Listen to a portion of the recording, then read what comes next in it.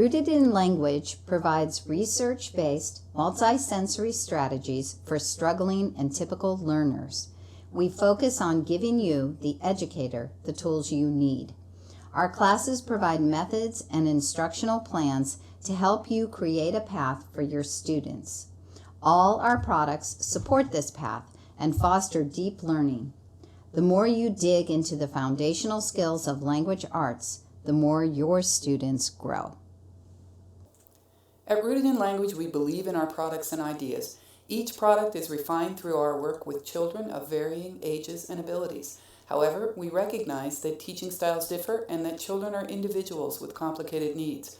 Consequently, Rooted in Language offers no explicit or implied guarantee or warranty for your children's learning outcomes. Bum, bum, bum. Bum, bum, bum, bum, bum. Okay, we can stop. Bum. Hello, everyone. Welcome to part 3 of Learner-Based Language Arts. I'm Rita Savasco, and I'm here today with Maura Krzyzanowski and Tracy Molitors. Hey. Howdy. So we are continuing our 3-part blog and podcast series where we're talking about this idea that as we work through what kind of time and effort we should put into different areas of language arts, we want to think a little more like a pie chart than, rules written in stone. Yeah. You just kind of want to think about where the majority of your efforts for whatever they are. And as we've encouraged over the prior 2 podcasts, we want to think in terms of what goes on within a month, what goes on within a week, and then what goes on within a day. Yeah, more in percentages as opposed to minutes of time, right? So how many minutes a day? We often get that question, With right? the longer term time frame perspective, giving you more freedom as an educator to bob and weave with your daily changes that For occur. sure. Yeah. So we get that question a lot, well, how much time a day should I be doing this, and how much time a day should I be doing this? And we're trying to give you some some breathing room, some freedom in changing the way you think about it. This more of kind of these larger chunks and percentages. Generally, I want to be spending this percentage of time in my week or in my month doing these kinds of things based on the reading and writing stage your student falls into. Right. So these early years of education tend to be focused more on acquiring these reading and writing skills. And then we make this shift where instead of focusing so much on learning to read and learning to write, we're focusing much more on reading and writing to learn. And that is a big change that happens around this time. Just to do a quick review of where we've been with this 3-part series so far, we opened with talking about introducing skills. So introducing brand new concepts to new readers and writers and growing them into the process of actually making words, reading words, writing words. And then into gaining skills and practicing skills, where they're taking those early literacy efforts and they're beginning to grow with that. Right. So once our students are reading and writing efficiently, we really begin to focus on reading comprehension and writing, engaging in writing, and we call this stage solidifying skills. And our pie chart really shows this, where reading comprehension is about equivalent to the writing expression. And I just want you to notice it says writing and expression, because a significant area of language that we use to deepen learning is conversation. And we need to remember that listening still matters. I think most of us kind of get that, but what we may not get is how important using oral language, discussing ideas, having conversation really deepens learning and really sets kids up to have this really rich platform for what they read and what they write. On the flip side, notice it says writing and expression, also remembering that we can't only be discussing these big ideas just in verbal expression. You often need to have a lot of support to help kids to apply what you've talked about verbally in their writing, especially if there's underlying language weakness, if there's dysgraphia. You can have students who really struggle making that transition to what was discussed verbally into the written form. A lot of times we have parents or educators who kind of assumed like, well, now we've done all this talking, so you're totally primed and set up and like go write it all. And there's a lot of space in between having talked about it and that flow of thought from head to hand, organizing that, recalling all of that, being able to kind of make that transfer to the written form. So you really need a lot happening and a lot of support happening in both of those areas, which is why they are together on the pie chart. And that being said, I just want to remind you, if you're like, what pie chart? We have these little pie charts that we've been, illustrating out for you in companion blogs that have been going along with this whole kind of 3-part series. So we had episode 1 and episode 2, and then now this episode 3, all have blogs on our website in the Twigs blog that go along with what we're talking about today, so that you have visuals for these percentages, these pie charts that we're talking about. Right. So when we talk about this stage, remember you're solidifying skills at this stage. So as Maura already said, students are needing a lot of support. And especially the struggling learner is needing a lot of support. But what I want you thinking about is that this reading and writing now is happening across the curriculum.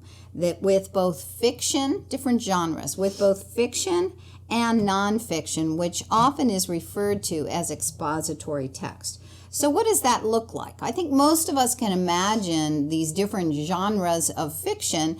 You just kind of can walk around a bookstore or a library and you see them labeled: the mystery, the narrative, humor, sci-fi, historical fiction. There are these different genres of fiction. Nonfiction can be biographies, current events. They can be in the forms of online articles, web searches, but also our subject areas. The comprehension of the language of math and using the language of math in writing about a process, understanding the language of science and the vocabulary that goes along with science. History, social studies, they all are heavy in different demands. History has one of the highest level of demand for grammar and for vocabulary. A lot of abstract concepts are in our history and social studies. It's very important. And so kids are learning to begin to inference, to track plots a little bit. They're beginning to figure out how I read and interpret text. And they're engaging with these complex grammatical structures that, show up in both narrative and expository text, but the more you advance, the more complex those structures get. The more it can become a barrier if you don't get it. Exactly. The more complex those structures get. In fact, there's a lot of research that shows that, it's pretty obvious when you are just reading versus speaking, our written text is a lot more syntactically complex than the forms we use verbally. So again, a lot of practice in these areas to help them begin to solidify skills in all of these realms, because it's not going to look the same depending on whatever sort of discipline or style that you're reading. Mm-hmm. So there's a couple points that we're kind of re-hitting here from earlier podcasts, but this is really where they come out. The idea that this is where you're switching from learning to read to reading to learn really has been true for maybe a little before this, but you're really starting to see it in this stage.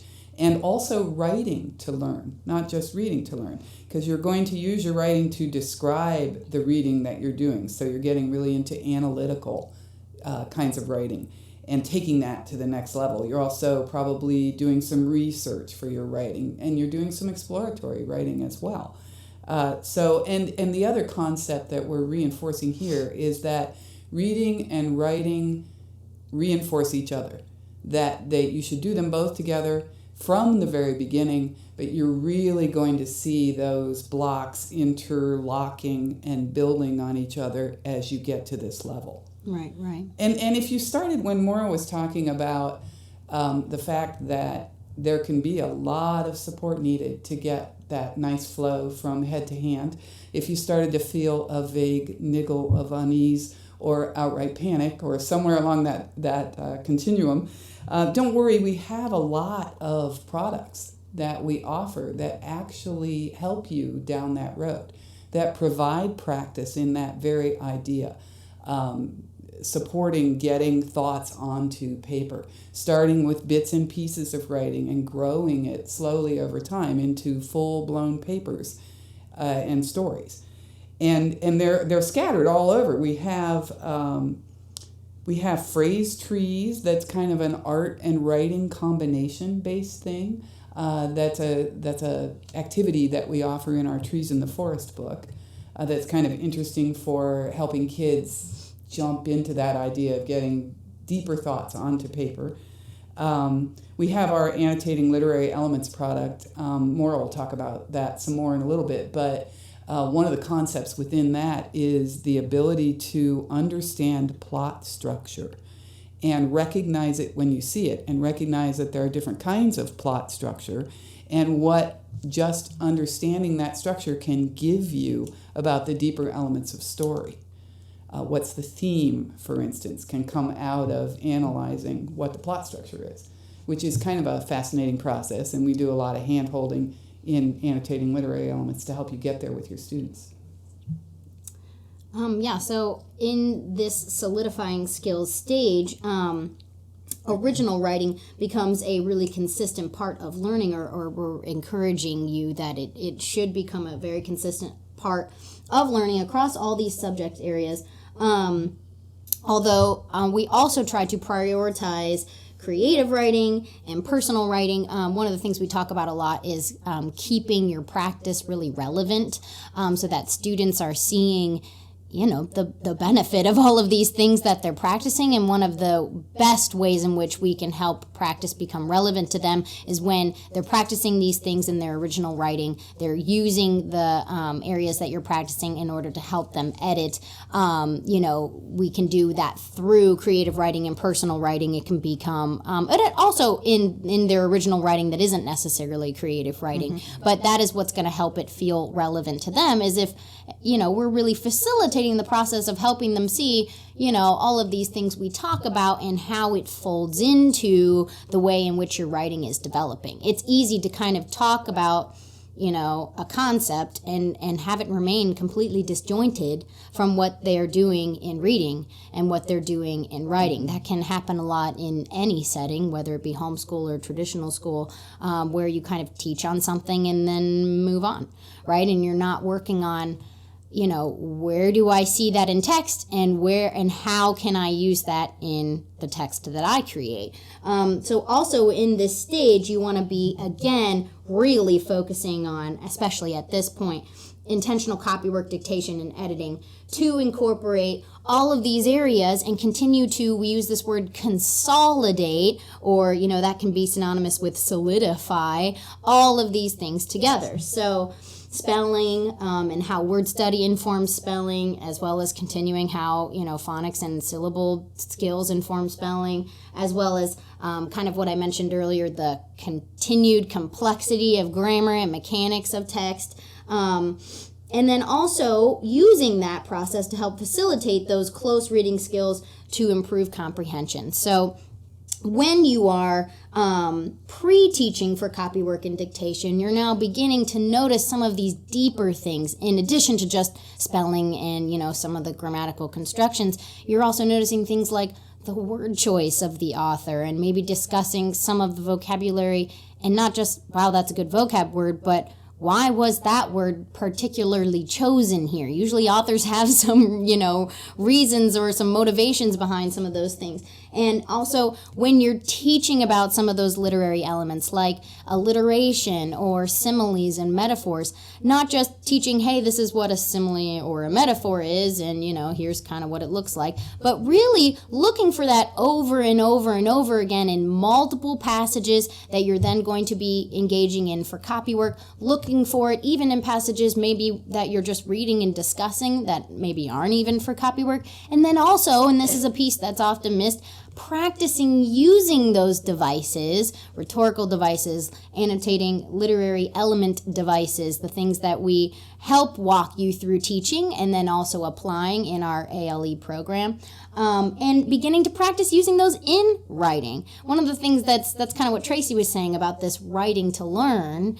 is one of the best ways to help kids recognize some of these more figurative language type things, stuff that's more abstract, it's not very concrete, it's harder to see, is if they're practicing doing some of it themselves in their own writing, because writing is one of the deepest forms of learning and integration. We have all these words that all mean similar things, the integrating, solidifying, consolidating. Writing really does that. So always remember that when you're practicing things in copywork dictation and editing, that's where you're getting that passage work, but remembering to also be looking for and practicing those same kinds of things in their own original writing as well. So one of the ways we can use copywork and dictation to help solidify concepts, right? To solidify this new learning is your passages can at times come up from other areas in the curriculum. So if you are learning about some science process that's rather complicated, one of the things you can do is make that a copywork passage and illustrate that process, label that illustration, then on top of it, write a narration about what you learned about that process. You've deepened the learning so much when you have engaged with new concepts at that level. Sometimes people will say to us, well, how often a week should my child be writing? Well, the question more is how often a day, right? Like really the goal is that writing and reading is in every subject area. And also making sure you're working on, the copywork writing in addition to original writing. Sometimes you can get a little bit stuck in only doing copied passages, and the original writing is very important as well. And don't forget the importance of the bits and pieces of writing that are going on in things like charting and labeling. Right, not everything has to be a big, consolidated piece, you know? Right. I just wanted to add on what you said, that, we're giving you permission here to be pulling passages from various areas.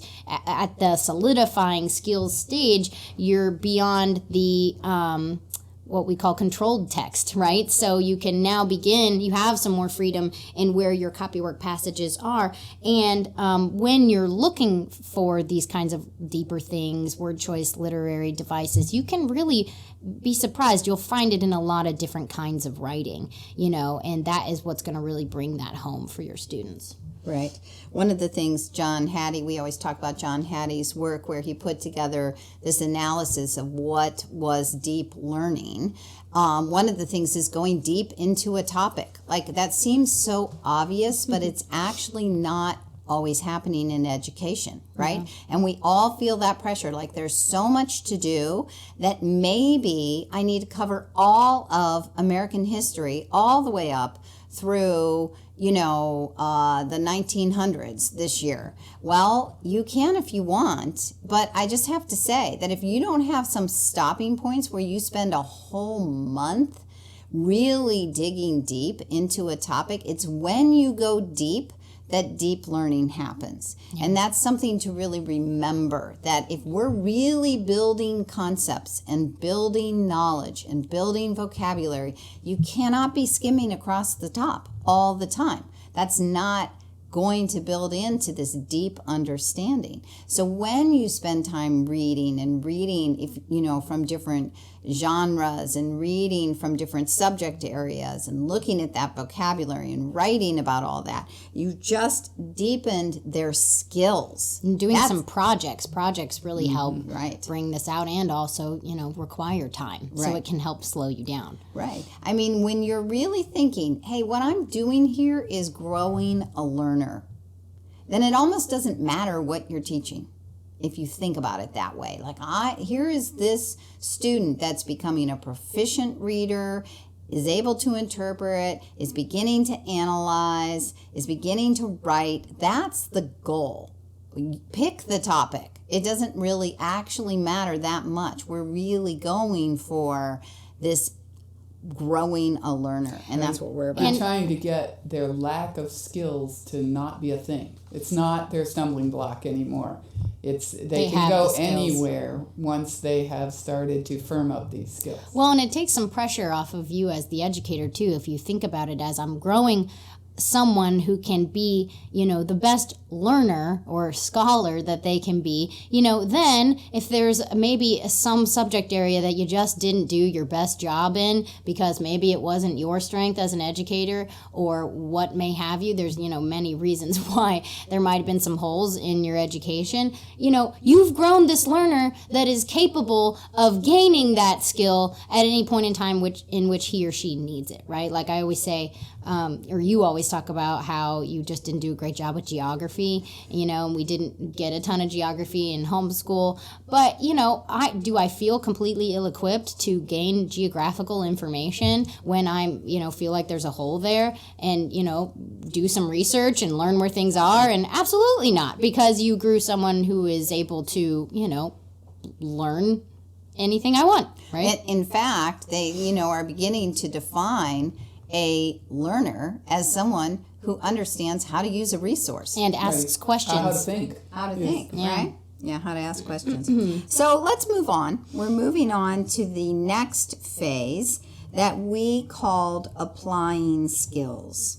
We're applying skills. And if you notice, if you're looking at the blog and the pie chart that goes with this applying skills, you'll notice all of a sudden handwriting got a wedge, got a little wedge in here. And the reason is, and Maura's going to address this more about handwriting and cursive, but handwriting comes back in because usually around this time we're introducing cursive. Now that can vary. The age at which you do it or the stage at which you do it can vary. Yes, it can vary, and it certainly can vary for the struggling learner. Cursive might get introduced sooner. It might get introduced later than maybe what is typically done by grade level, and Maura will go into that as well. But the point of this applying skills phase is that kids are becoming automatic in their reading and writing, and they have some fluency or flow in their reading and writing. And now that's becoming solid. They really are not having to put as much cognitive juice anymore in the process of decoding and spelling. They're getting much more ability to use that cognitive juice instead on higher level thinking. And so this is really where the solidifying skills stage was the launch of this reading and writing to learn. Now they are totally, in takeoff, in the air. They're just on this path of this higher level concept building, thinking, analysis. And this is really the bulk of the students' school years at this point. So all subject areas. Can I just say, this applying skills stage is the point at which students have proficient reading and writing skills that are now at their disposal for growing deeper in wherever they need to grow their knowledge deeper, right? So it's less like I'm trying to gain skills in order to be able to use them. Now I'm at the point where I can just use them in order to further my own education as a human. They've got basic comprehension down at this point when they read, and also in their writing, it's basically clear. But they're now getting out that sifter. Yeah. And getting into the fine Honing. grains. Yeah. Yes. Right. Or right. homing. I never And, know you know, which. hopefully this never ends. I mean, we're all still doing this, you know. This is also where note-taking starts to become really, really important. How students take information, how they're able to analyze it, interpret it, distill it to its most essential ideas, be able to differentiate between what is the bucket of the concept, kind of what we think of as the main idea, and what are some of the details and facts that need to go in that bucket. The way they read and organize and can track across text, not just at the paragraph level, not just at the short passage level or a chapter, but they may now be having to build concepts of an entire history text for the school year. Synthesis skills. So and they're in their reading, they're now engaging in what educators love to call close reading. Yeah. So they're really down into those details. And this is where we really work on these annotation skills. We want them taking notes. Analysis skills. We want them tracking their learning, and we want them to be able to recall and discuss and talk about. Again, we're focused on reading and writing here, but please, please, please do not forget the role that oral language plays in this. We're building, as we have conversations and debates, we're building vocabulary and building ideas. So sometimes expression, both verbally or written, actually helps us even understand more. But, you know, we understand more at the end of writing a passage or at the end of having a conversation than perhaps we did when we started out. And any proficient writer will tell you that they've had that experience where you're like, you have some assignment and you're trying to kind of work out what you're saying. And in the midst of, you know, you sort of getting your ideas down. We had a clink. We were moving our glasses around. In the midst of you sort of getting your ideas down, you sort of become clear on what you're trying to say. Right. And you kind of get to the end and you have all this gobbledygook, and then out comes a really nice, clear statement, and you're like, oh, that's what I'm trying to say here. And you can kind of maybe move that up to be your topic, and now you have a better idea of how to formulate that paragraph. And it came from the kind of grappling with ideas through writing, which is, you know, just your brain at work, lots of processing happening, and it can help you come to clarity. Yeah, and another idea while we're on expression that we've talked about in previous podcasts, and I just wanted to remind everybody that one of the things you can do to help a student who just needs a different perspective or is, you know, a little bored with the same approach is bring in some art. Because art is a fabulous way to access expression in your brain and then lead back to writing and analysis from the art. So at this stage, when they're applying skills and they're really deep thinkers, you could even bring in some abstract art where you read something and you spend some conversational time talking about what was the mood of the piece. And then maybe a little exploration into color and how colors express mood. So maybe I'm going to use this color palette to just do an abstract painting about this story I just read. You might want to play with the focal point of the painting based on what was the focal point of the book. And maybe there's multiple focal points and you put that into your painting. Oh gosh, I don't know. There's so many ideas you could go with on this. I think about how I used to not like history until I went to college and took an art history class. Right. Once I could track history based on art and architecture, suddenly I had an interest in history I had never had before. Right. You know, Well, sculptures too. I mean, historical sculptures are incredible and really inform a lot about the historical time period and context in which you're studying, right? Yes. And philosophies of the time and the literature of the time, they all start to fit together so nicely. And the religion of the time. I mean, there's so many. Right. And isn't that deep learning? Absolutely. The cross-genre thing is just so powerful.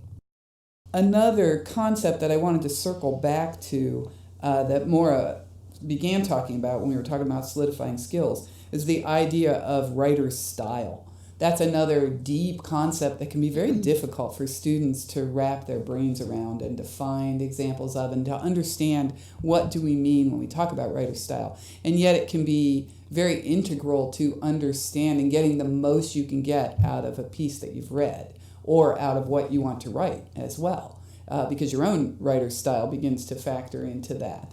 Again, practicing what you're doing in writing. Well, and also you only really develop a writer style the more you write and write and write Yes. and write and Yes. write. And then Yes. even getting a sense of what your own writer style is, Yeah. right, you only get through writing. Exactly. So there are things more talked about, word choice as being one of the things that students can start to look at. What are the deliberate word choices that a writer is making, and how is that helping or harming this story, in your opinion? Also, just the very syntax that they use. It's always deliberate, and a lot of students fail to realize that. But however the writer is choosing to present their ideas is very deliberate. Is it a bunch of phrases? Is it big, lengthy, convoluted sentences? And what does that mean to the story? Why did they make that choice? Well, and also nowadays you'll get a lot of books where there's syntactical changes as you change perspectives of character, right? Yeah, And very popular thing to do. Right yes, right. You'll have a book where each chapter is someone else, and the writers will shift their style to sort of emulate the voice of that particular character. And then those things come together and form this mood of the piece that you're reading. And we were just talking about that with regard to trying to dig into that through painting.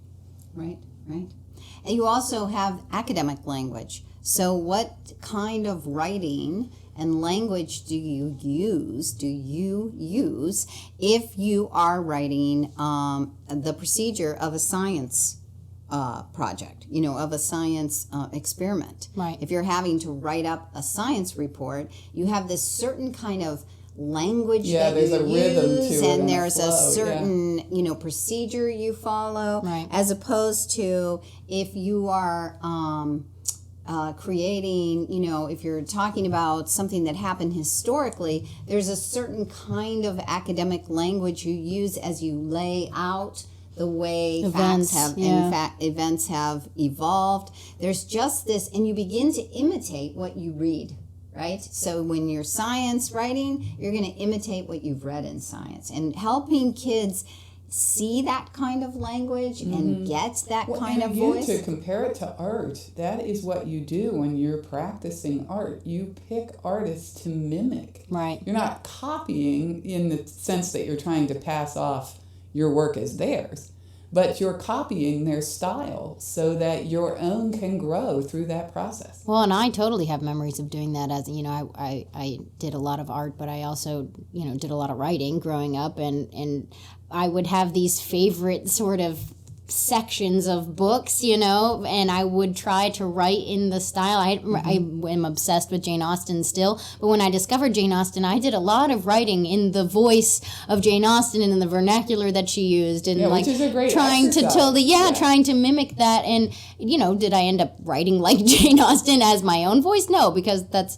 not really likely to be my own personal style, but it certainly influenced it quite a bit. So, obviously we've been talking a lot about this process of writing to learn, which really circles back to one of the biggest ways we write to learn is through note-taking, which is actually quite a complex skill that needs practiced over and over, which, of course, implicates handwriting again. So if you haven't introduced cursive yet, this is sort of the stage at which we would say you definitely want to be introducing cursive. But I do just want to note, too, that, you might be thinking, oh, well, isn't this kind of the phase at which everything is really automatic?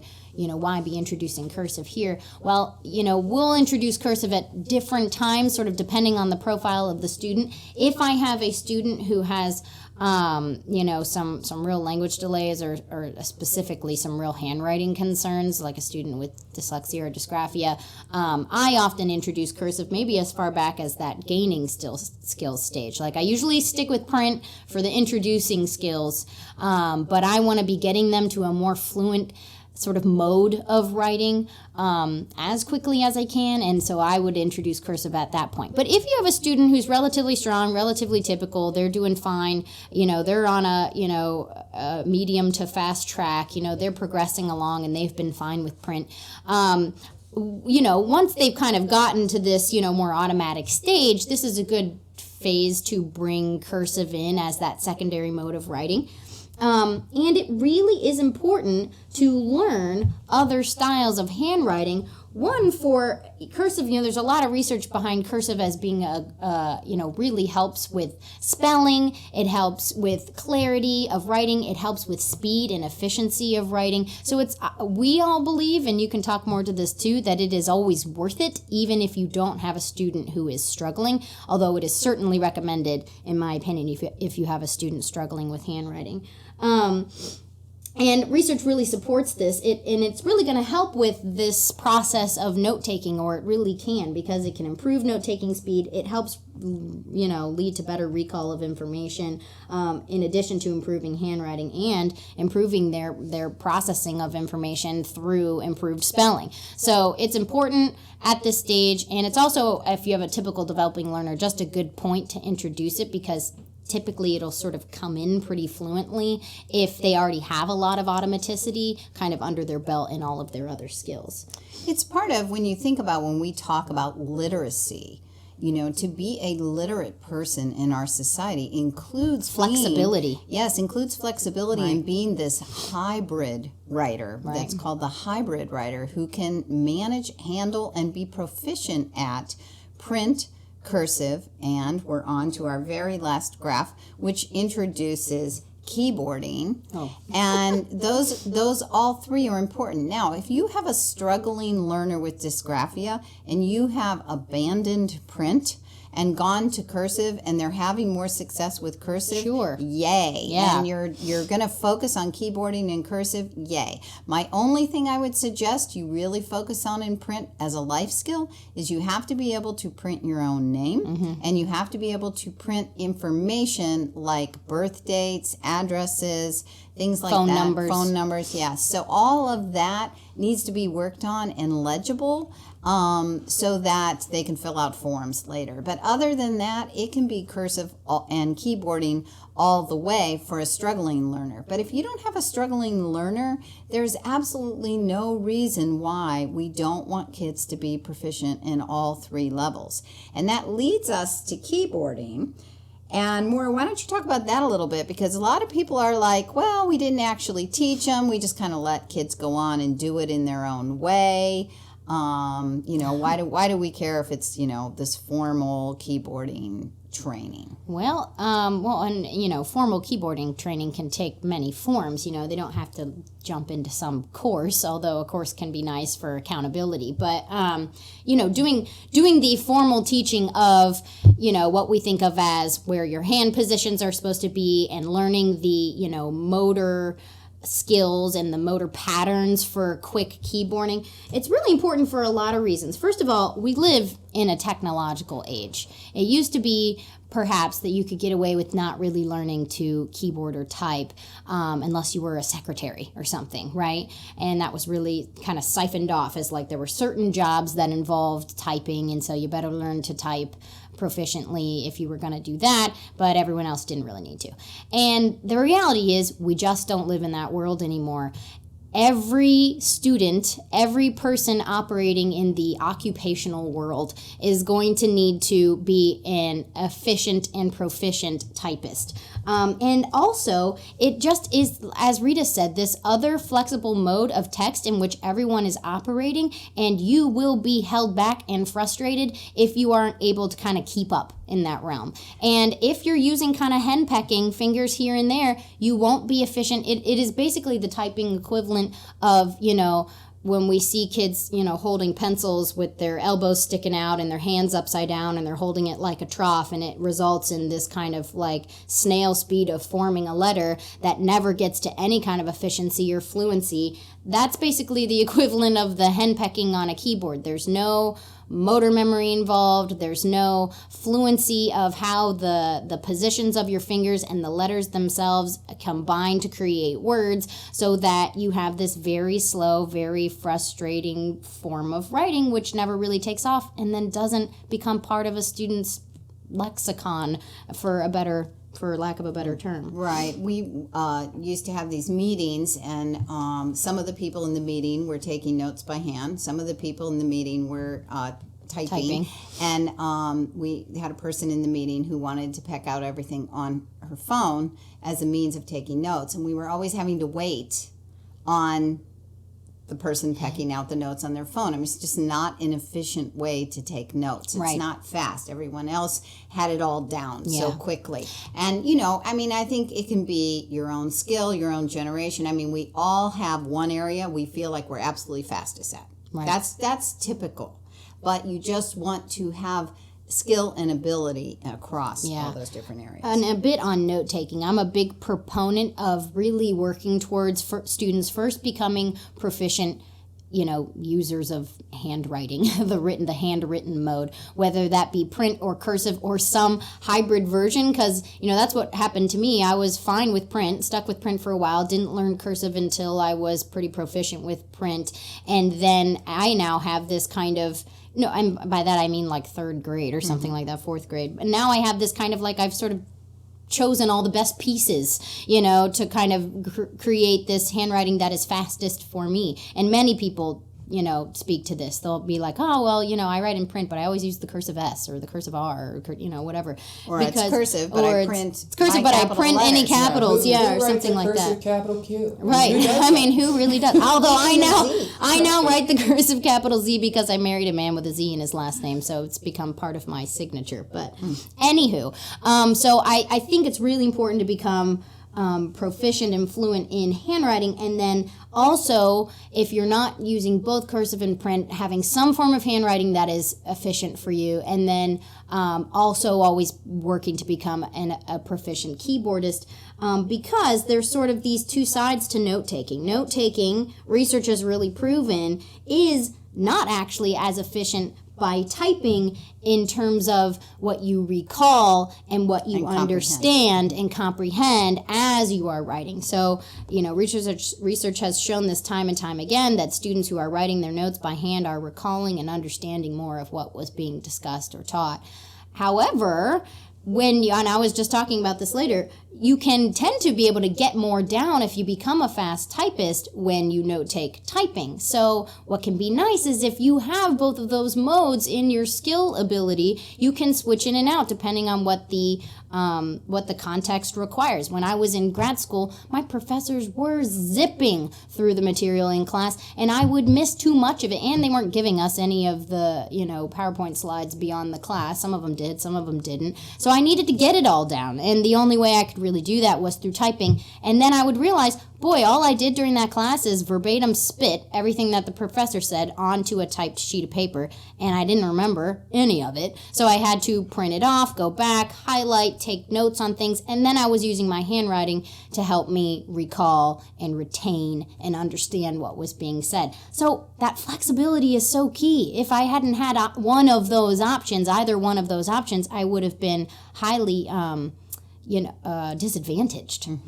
And if you want to know more about how we work with kids who do struggle with handwriting, we do have our class on handwriting. You can get it still as a recorded class in our shop under classes. We have handwriting for the struggling learner, I think. It's called Handwriting Struggle and Intervention. That's it. I can never remember the name of our classes. We don't remember the names of any of the things we create, quite frankly. Topic, We had one discussion coming up with a name a while ago. Yeah, right. Yeah, we always have to ask Claire. Yeah. So I want to go back talking about things that you should have in your tool belt. Yep. Reminds me to say a little more about grammar. So if you're looking at the blog, if you've seen the pie charts that we're referring to, you'll notice that the dreaded grammar wedge starts to appear in the pie charts as early as gaining skills.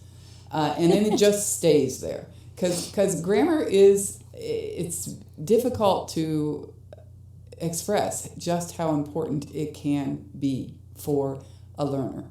It is the real structure that our language is hung on, so it can be the thing that hangs you up if you don't get it.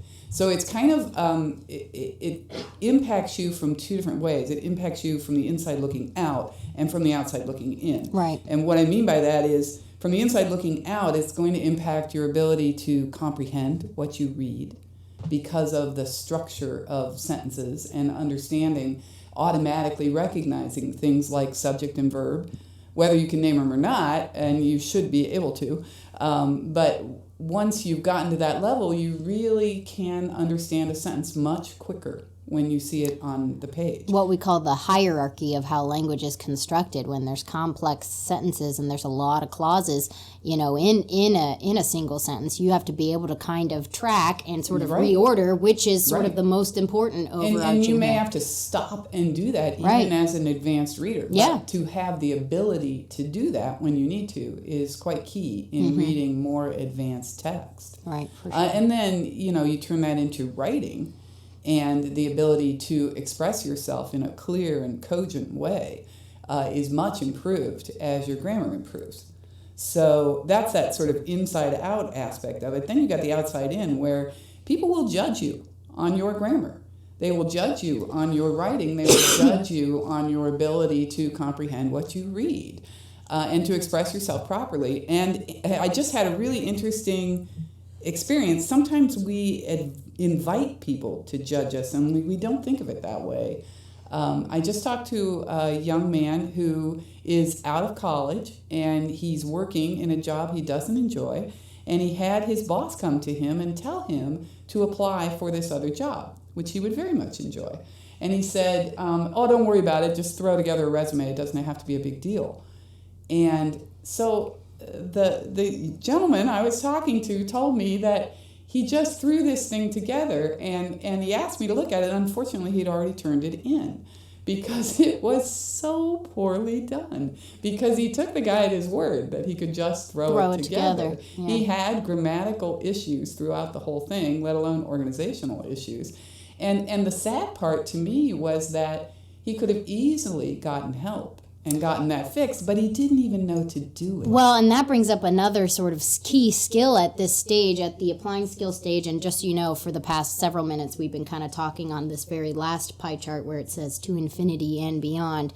And I don't even know if this is part of the pie chart, but it's certainly part of the applying skills stage, is learning how to use your resources, find resources, engage with, other disciplines that can help you in areas of weakness. Recognize your own areas of weakness and where you need, he may have been, a relatively proficient user of language, but his written grammar is right. His written grammar is maybe an area of, that he can, be working on. But to know that about yourself and to know to be using resources when the context calls for it is huge. And we want to be helping kids learn to do this from the introducing skills phase. The amount that grammar knowledge increases your self-editing ability is also very large and impactful. Well, it's why we are such proponents of explicit teaching. As our students, we have students who are struggling learners.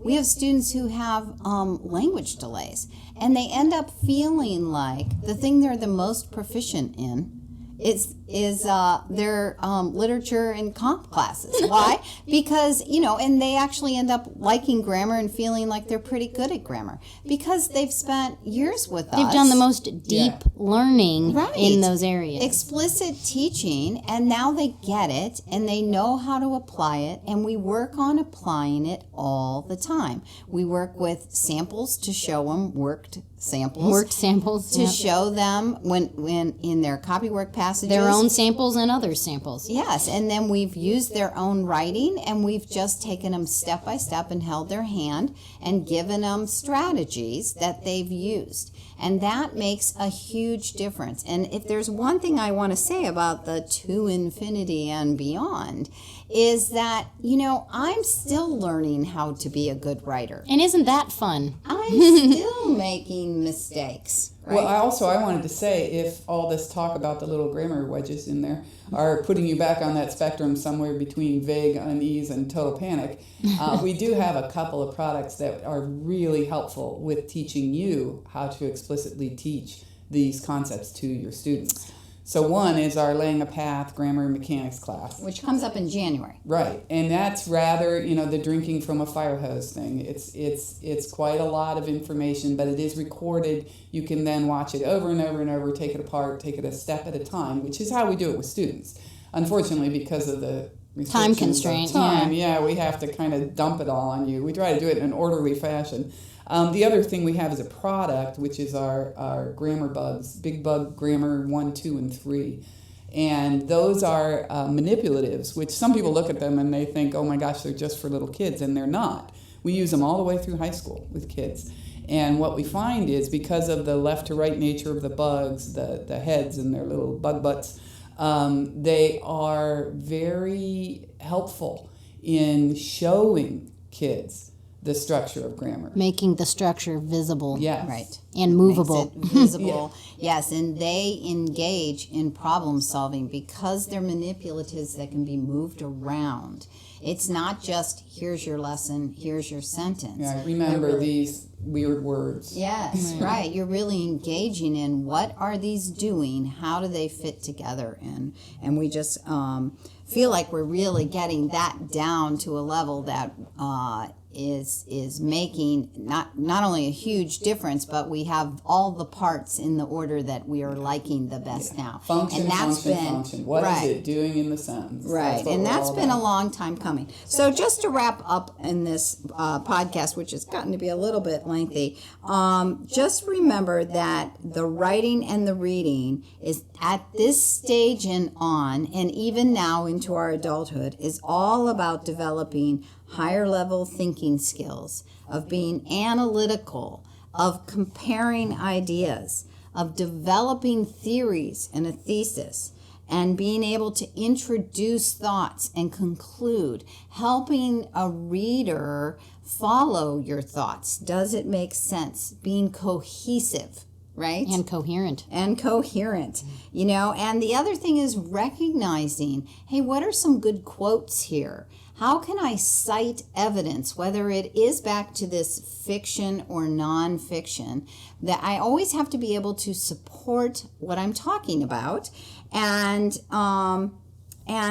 we're still always helping, recognizing that content is the most important aspect of kids' reading and writing skills, but really also simultaneously helping them to become proficient in the mechanics that need to go along with it. So their skill is not being judged, right, based on mechanics, and people can really look at content and appreciate that. The mechanics being the spelling, the grammar, the handwriting. Right. And Also helping the them. Punctuation. Yeah. And of course, the goal is to help them become more and more and more independent so that they don't need us anymore. And that is our goal.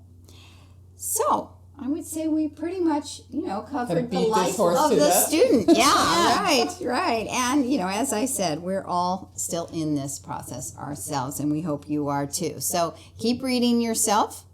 Keep engaging in oral language with those around you, right? Keep engaging in conversation, and pick up the pens and keep writing yourself, because even if it's not something you love to do, we are lifelong learners in literacy. Thank you for listening to the Rooted In podcast. We want to remind you to visit our website and check out all of our resources there. We have a lot of free resources for you, such as this podcast you've been listening to, as well as a blog and many free downloads. In addition, you can find all of our instructional materials and class information on our website. We also invite you to follow us on Facebook, Instagram, Pinterest, and subscribe to our YouTube channel for lots more free ideas, discussion, and resources on reading and writing. Thanks.